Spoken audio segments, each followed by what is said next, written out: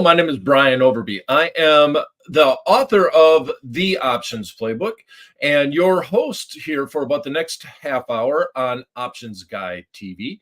Today's date is February 28th. It is a Wednesday. The markets are open. They're rocking and rolling.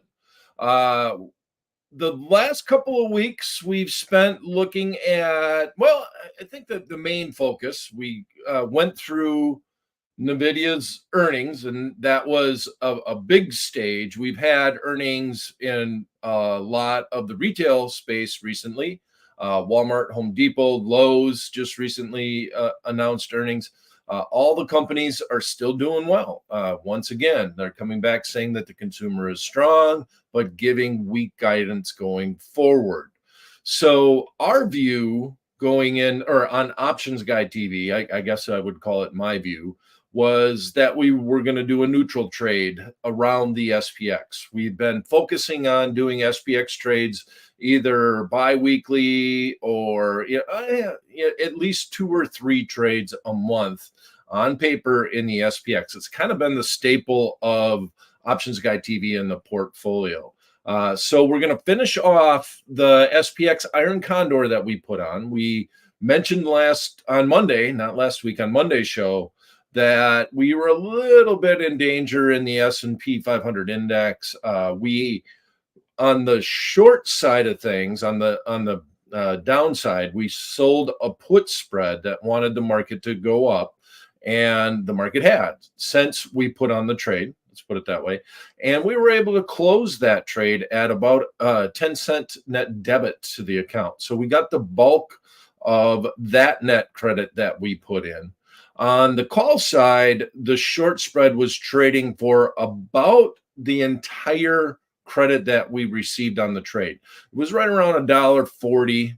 When we put the trade on about 10 days ago, when we placed that trade, the Iron Condor was trading at $1.50 net credit to the account. So let's actually start today's show. Let me get up give me a second here. We're going to go to the Iron Condor because I felt like I've talked about this a lot, but I haven't given a lot of background on an Iron Condor. In other words, I've just been assuming that a lot of people understand the concept behind the Iron Condor and how we set it up. So I'll start by looking at that a little bit. So one second, let me swap out my screens, and we're going to go to optionsplaybook.com.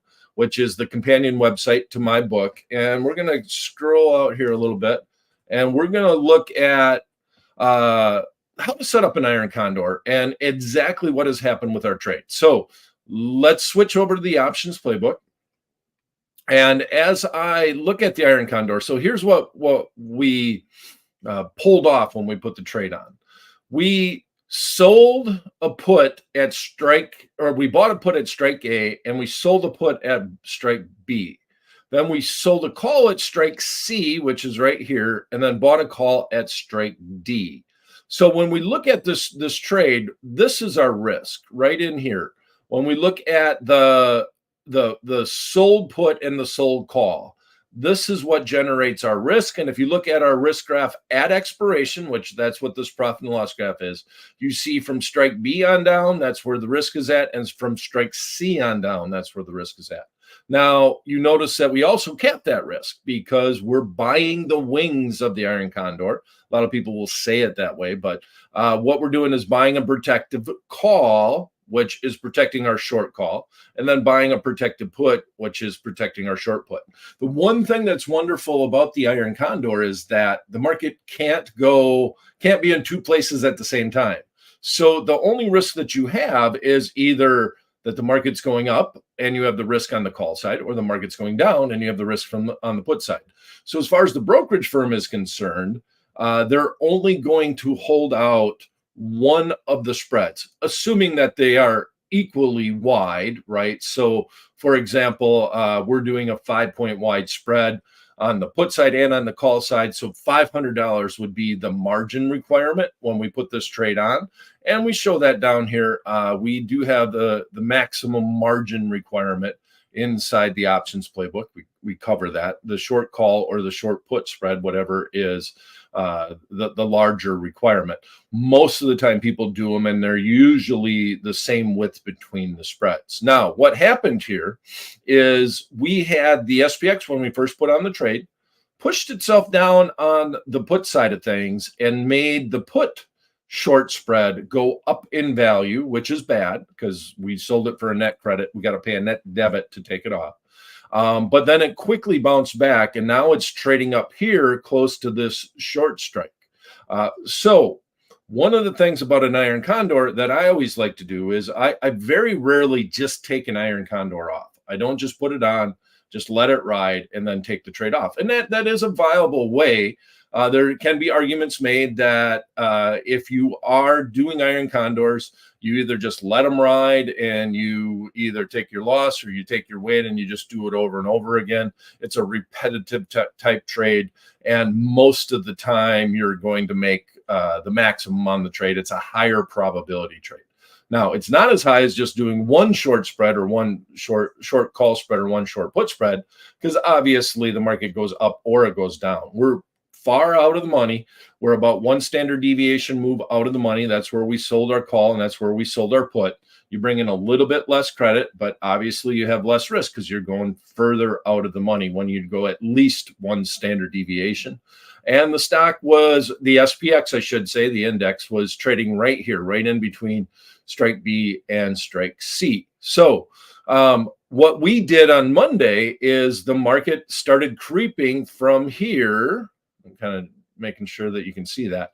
And it started creeping up this way towards our short call strike, which made this spread trade for close to a dime, 15 cents a dime. I put it in my mind, I put an order in at a dime because it was a paper trade. And we closed that out at that dime. I saw it trade at that level quite a bit. Now the market is just staying right where it's at. So let's go back now and we'll jump out of the options playbook for a second. And we're going to move back over to the iron condor. So 1 second here. And so now we're going to tab over to the TradeHawk software. And okay, now we're in the software. So here's the SPX. So the magic number is 5125. And right now we see the SPX at 5076. Okay. A one standard deviation move now based off of where the market is at. And want to make sure we're in the right expiration March 1st. And I always like to look over here on the TradeHawk option grid and make sure that it's saying March 1st, which is this Friday. We're about a one standard deviation move away. If we look at the delta on the 5125 is 1655, and that's the option contract that we sold. Now, if we look at that option, there's still some juice in it. Juice is a technical term that we use here on Options Guy a lot. But with that in mind, this is where that underlying market is trading at. And we did the 5125 and then bought the 5130. And we did, if we look at this right now, the trade's doing pretty well. We'll let her ride at this point in time. We were looking at maybe making an adjustment. We've spent a dime. Got to keep that in our head that we closed out the put side of things, and we spent a dime to do that. So we're down, or well, 10 cents out of our 150 that we put on the trade. And now we have a midpoint of 85-cent net credit. If we had to close out the trade, we'd be paying the net debit, which would mean we'd be flipping these trades around. This would become a buy and this would become a sell.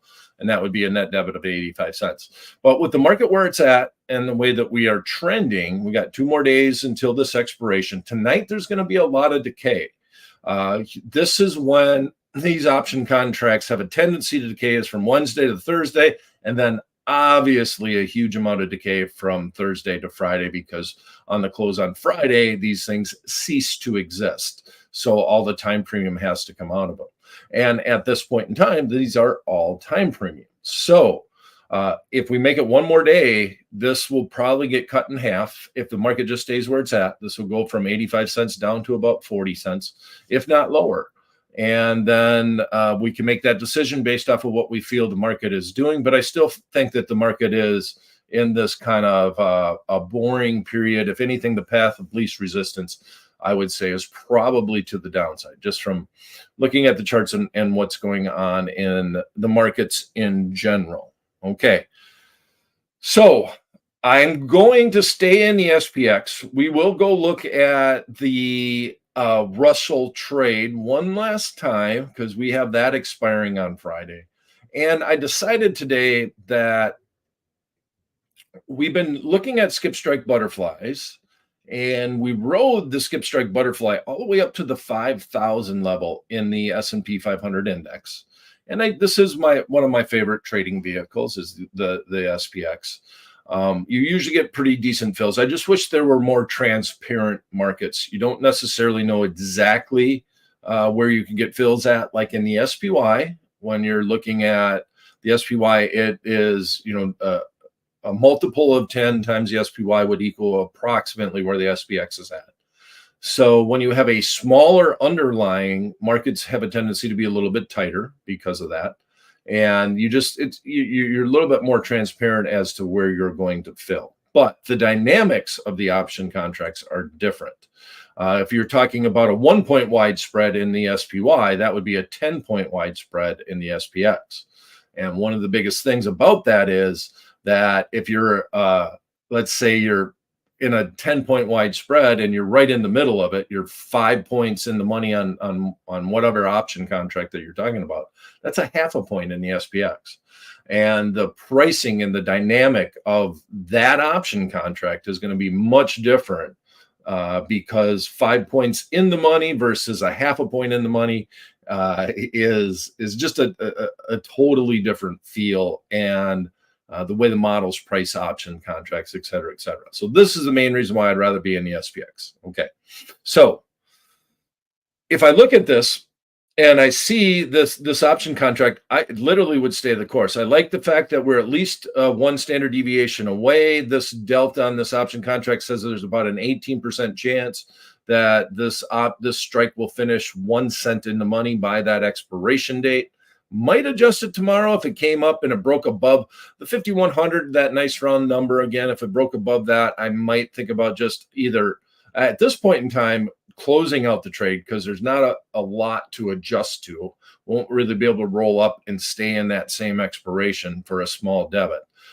So at this point in time, it is what it is. If we make it one more day, we can close it out tomorrow. If it goes up above 5,100 today, which is about a 25 point move at this point in time, that would be concerning. That would be a concerning scenario in this trade, and we'd have to think about it that way. All right, and think about what we wanted to do.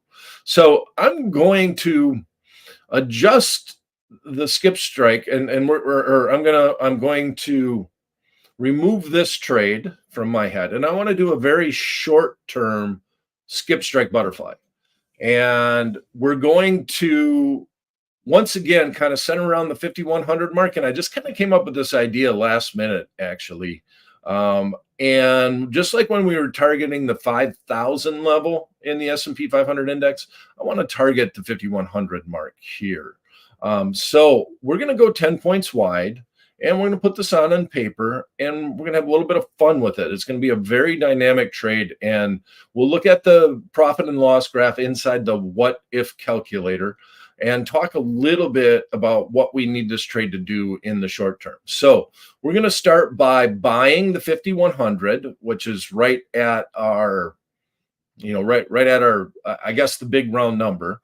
We'd like it to get a little bit above that if we do this trade. So this will be a little bit of a hedge to go along with our iron condor, but I want to look at it in a vacuum. I don't necessarily want to say that we're managing our weekly trade portfolio.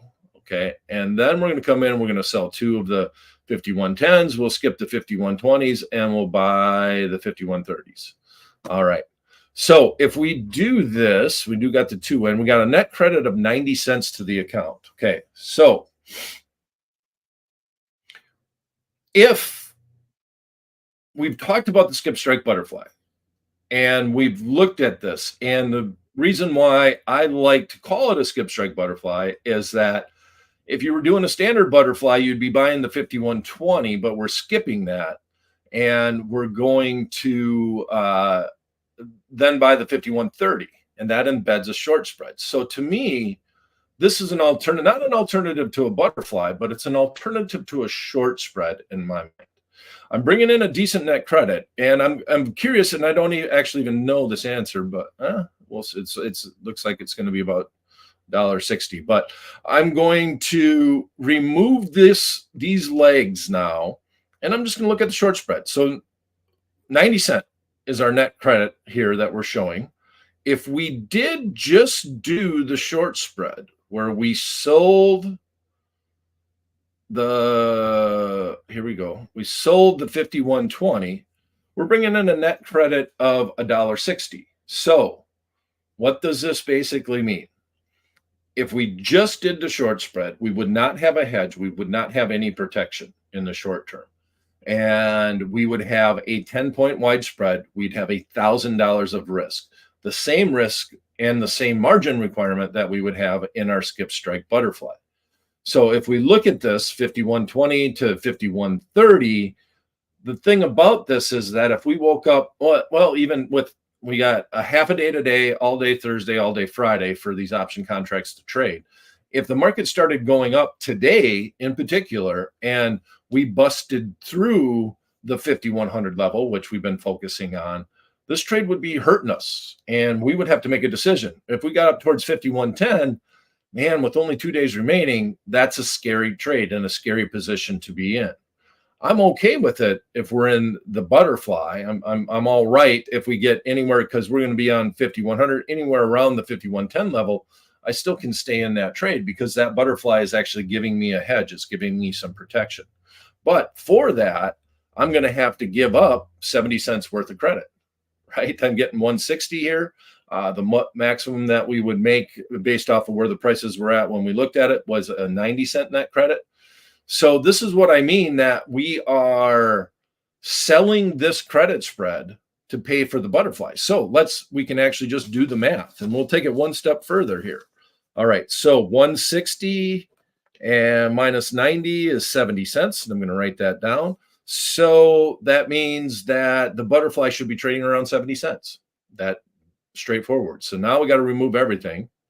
And if we just did the normal butterfly, we would be buying the 5120, selling, that was a buy, right? Okay. And selling the 5110, and we did 2 contracts, and then buying the 5100. And look at that, 70 cents. Magic, right? No, I knew that was going to be the case, because that's exactly what the skip strike butterfly does. You sell the credit spread to pay for the butterfly. You have a margin requirement. You are adding risk. You're bringing in a credit. That credit is going to pay for that butterfly. So that's the trade, and that's what we're going to do this week. If you have any questions, by the way, please put them in the chat box. If you're on the YouTube platform, the Tradier YouTube, you can put them in the chat box, and I'll try to address them during the show. But let's go back and let's put that paper trade in the way that we wanted it. I just got to make a small adjustment. We get rid of that leg, and we skip that, and we go here, and this is the one we're buying right here. And we're doing this for, now it says, let's do that 90. Let's say it's 90. I think we could fill at 90. Market's rocking and rolling. These are very short-term options.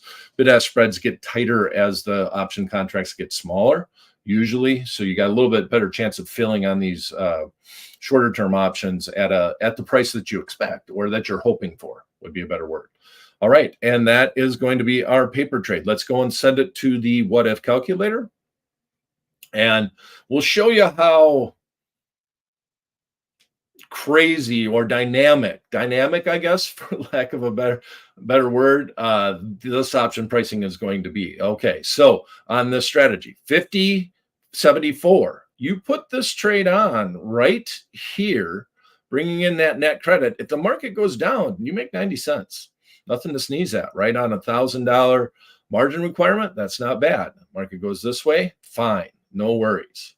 I'm going to zoom in a little bit. Let me grab it right about here, and we'll just focus in on this area. So it's scary if it moves today. Like I said, if it gets to that 5100 level, and I want you to focus over here where when I put my cursor, there, okay, we get to that based off of the green line, which is as of today in our skip strike butterfly, we'd be down $142 on our 1x2x1 skip strike butterfly. Now, let's just move it one day, and we're going to start. You're going to see this line morph towards this corner. So if we get 1 day's worth of decay, we're on Wednesday the 28th. Let's do Thursday the 29th. And now it's not as bad. We're talking about a $50 net loss to the account. And I also want to emphasize that this calculator is advanced in that it's actually using the time. So it's literally 24 hours that we are moving this.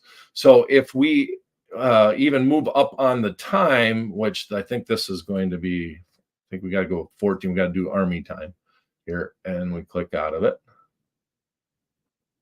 And that should adjust this. It's moving back to that. Okay. So now if we go to Friday, we go another 24-hour period.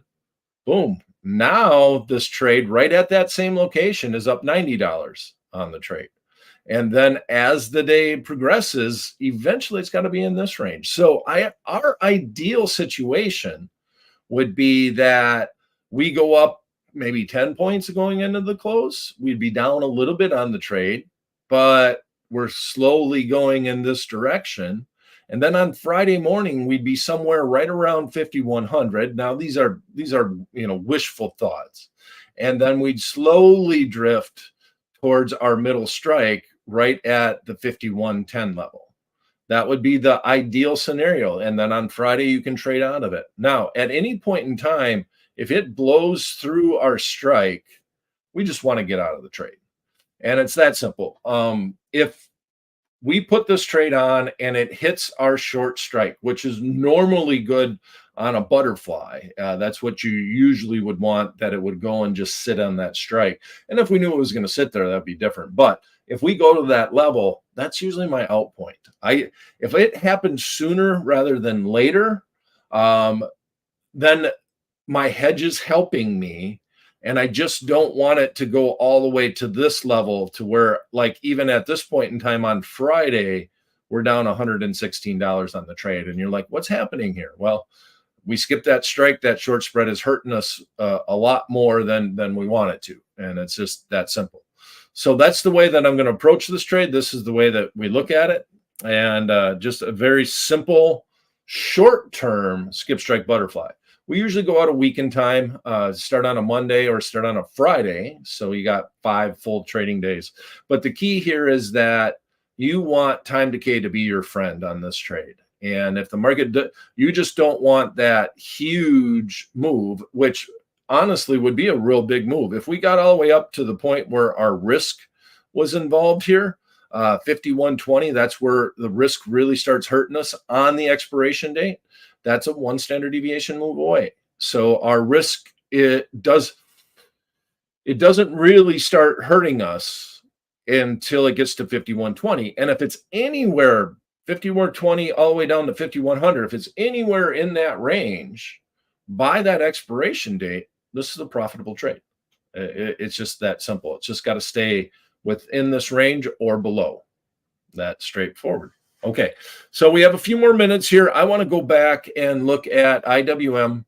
The chart, it's been an interesting trade. It hasn't taken off like we would prefer it to in the IWM, but I've mentioned this a couple of times. So let's zoom in here a little bit and take this and go this way. And if you look at this trade, we were at 97.50. This is where we were at in a couple of weeks ago. I guess it's 10 days now, just like the SPX trade was. And this is where the market was at. And we were looking for a breakout. So I'll zoom out in on the chart to kind of show you where so it's more apparent where that breakout is. But since we put on the trade, we have came up and tested the 2400 level. That was on 1227. Oh, that's not the right one.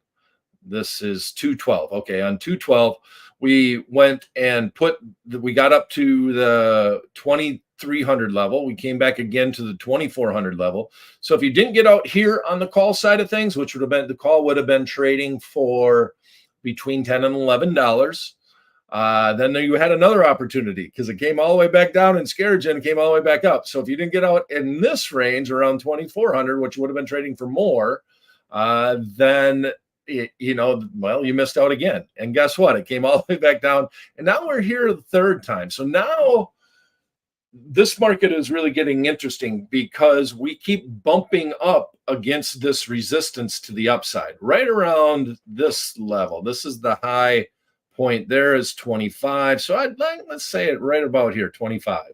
If we come up and approach this level again, it's very hard usually for markets to keep beating down a stock over and over again while it's trying to set a new channel, if you will. So I would be tempted to get long call options, maybe even an out of the money call option, a 206 or a 207, if we can break through this level. All right.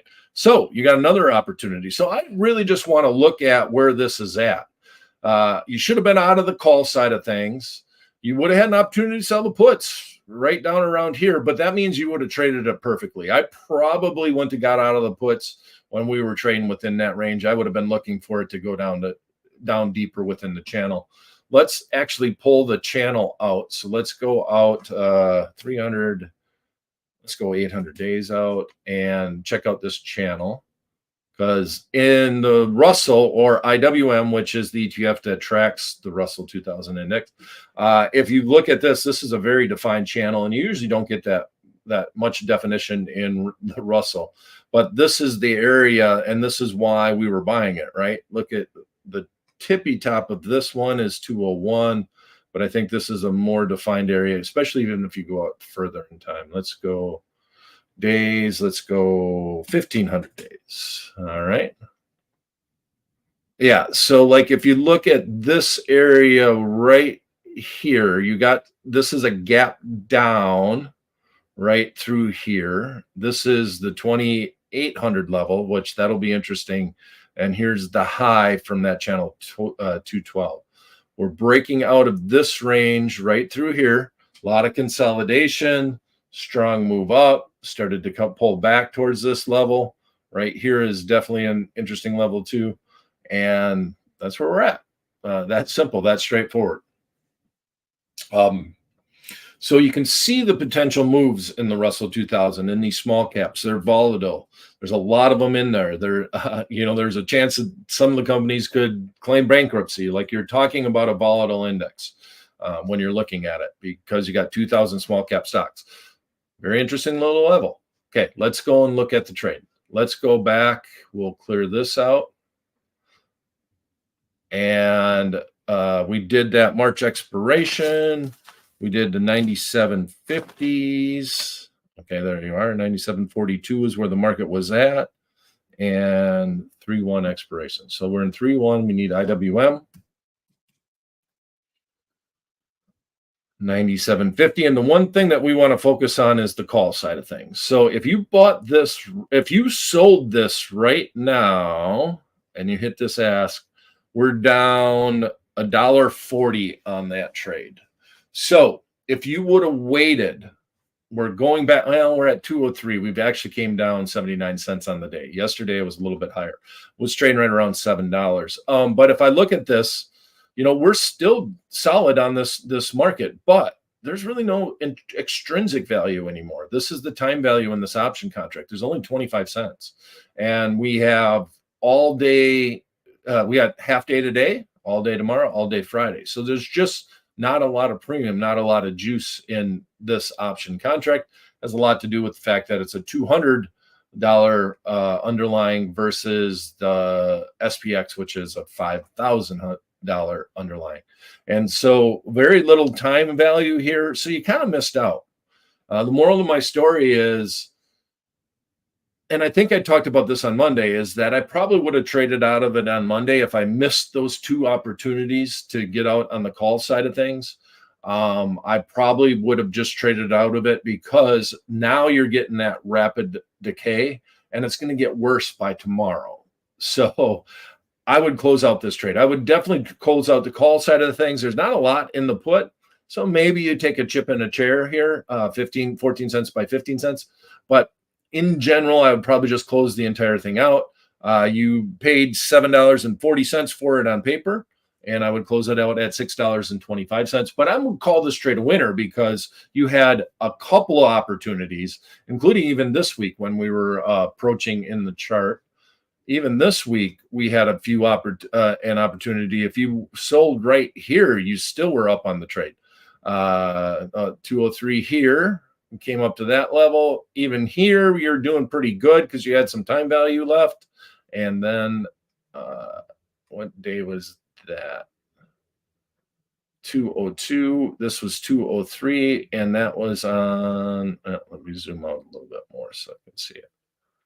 On the 27th. So that would have been yesterday. So you had some opportunity there. You had a little bit more time value in that option. I think it was trading for around $7. So you could have got out at least break even on that trade. All right. We're at time. That's it. And I do not see any questions in the chat box. Thanks for coming, everyone. That will do it for this edition of Options Guide TV. We will be back on Friday, and I will have a special guest. A good friend of mine, Dan Sheridan, will be hanging out with me on Options Guide TV. And I'm going to ask Dan what's his favorite strategy, and also talk about he's done over 30 years of mentoring options students. So he's got a lot of experience and how he's had success teaching people to trade options, what his secret is. So you don't want to miss that. So come on this Friday, same time, same place. Options Guide TV inside the Tradier Hub and inside the Tradier YouTube at 11 a.m. Eastern Time. Hope to see you there.